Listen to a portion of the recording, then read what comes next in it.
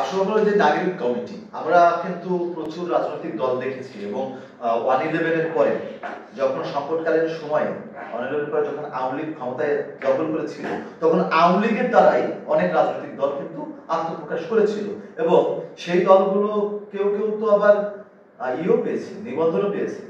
তো রাজনৈতিক দলগুলো যেটা হয়, এজেন্সির মাধ্যমে তারা অনেক পরামর্শ নেয় এবং নিজের বিপরীতে একটা শক্তি তৈরি করে যারা তার বিরুদ্ধে গালাগালি দেবে।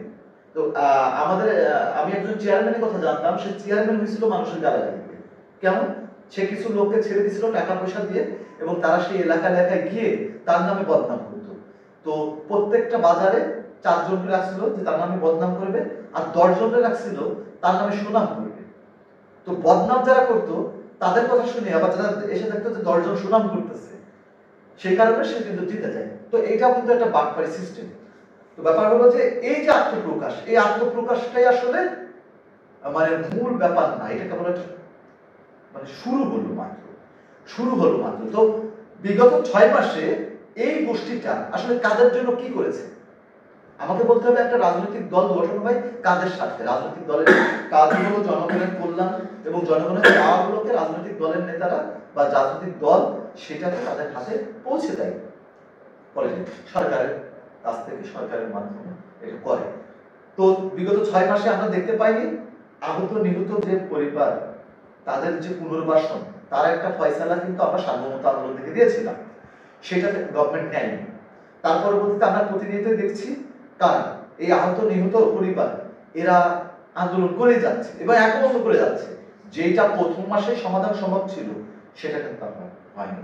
আমরা বহু জায়গায় দেখছি যে অনেকেই প্রশ্ন করছে এবং আমরাও দেখেছি যে ছাত্রলীগ এবং আওয়ামী লীগের যারা দোষর ছিল তাদের আবার এই গোষ্ঠীর ভিতরে অন্তর্ভুক্ত করা হলো।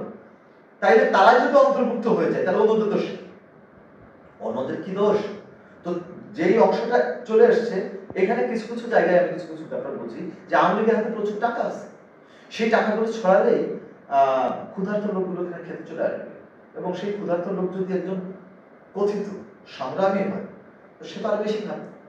তো বেশি খেয়ে মনে হবে না এটা আমি একটু ক্ষমা করে দিই। তো বিগত রাজনীতি বিগত দিনে যত সংগ্রাম হয়েছে, গণ অভ্যুত্থান হয়েছে, সেই গণ অভ্যুত্থান ধ্বংস হয়ে গেছে শুধুমাত্র এইসব জারদ যে রাজনীতি ব্যক্তি এবং যারা এই সোনাগাছির মুক্তিযোদ্ধা, যারা নিজেকে বলে যে বড় তারা সংগ্রামী, এদের কারণে। আর আমি কিন্তু এখানে দেখতে পাচ্ছি এদের যদি সাইড করে না দেওয়া হয় এবং মানুষের যে চাওয়া সেটাকে বিবেচনা যদি না করা হয় তাহলে এই যতই আত্মপ্রকাশ হোক গতানুগতিক রাজনৈতিক দলই হবে এবং পরবর্তীতে আবার এরকম গণ অভ্যুত্থানের মাধ্যমে এটার পতন হবে।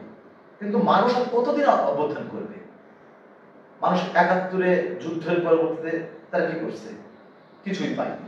তারপরে 90-এ গণ অভ্যুত্থান, তখন কিছুই পায়নি, একটা দল পেয়ে গেছে, গোষ্ঠী পেয়ে গেছে। তার পরবর্তীতে আবার 1/11-এ একবার ঠকে গেল, তারপর মধ্যে ঠকে গেল, 18-তে একবার ঠকলো, 24-এ যদি ঠকে যায় তাহলে তো মানুষ আর মানবে না। যারা বলে যে আমি রাজনীতি ঘৃণা করি, তারা ঘৃণা করে দেশের বাইরে চলে যাবে। তো এই মানুষগুলোকে আমরা আসলে চাই এবং নতুন যে দলই আসুক তারা যেন মানুষের জন্যই কাজ করে, রাষ্ট্রের জন্য কাজ করে এবং দেশের স্বার্থে যেন কাজ করে। ভারতের যে আগ্রাসন এবং ভারতের যে প্রতিদিন মানে সেজদা দিচ্ছে, যে দলগুলো সেজদা দিচ্ছে, এই নতুন দলগুলোর উচিত তাদের বিপরীতে এসে রাজনীতিটা এস্টাবলিশ করা। তা না হলে ওই একই রকমই হবে, আবার বাংলাদেশ ক্ষতিগ্রস্ত হবে।